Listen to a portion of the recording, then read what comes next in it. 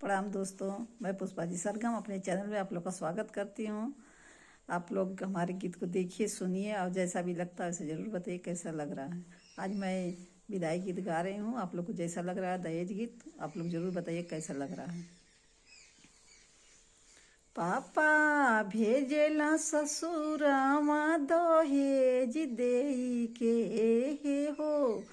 पापा भेजेला ससुरामा दहेज देई के अपने जिंदगी के प्राण को आधार देई के अपने जिंदगी के प्राण को आधार देई केही मांगे अन्न धन केही मांगे सोनमा केही मांगे अन्न धन केही मांगे सोनमा हे हो केही मांगेला पापा जिंदगी को आधारवा हे हो केही मांगेला पापा जिंदगी को आधारवा पापा भेजेला ससुरामा दहेज देई के हे हो।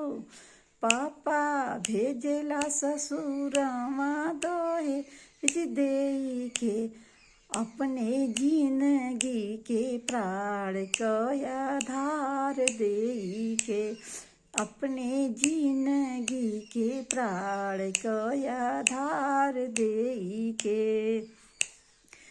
सासु मांगे अन्न धन ससुर मांगे सोनमा सासु मांगे अन्न धन ससुर मांगे सोनमा हे हो सैया मांगेला पापा जिंदगी को आधारवा हे हो पापा मांगेला सैया मांगेला पापा जिंदगी को आधारवा पापा भेजेला ससुरामा दहेज देई के हे हो।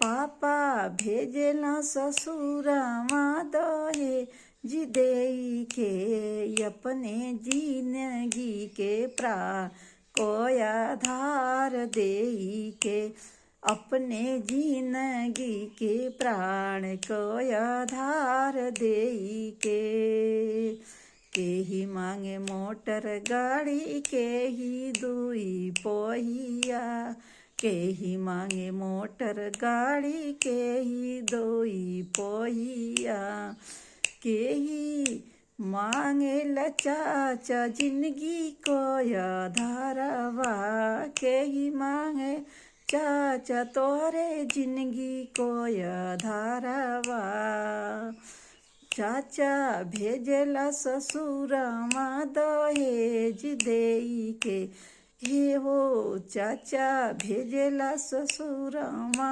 दहेज देई के।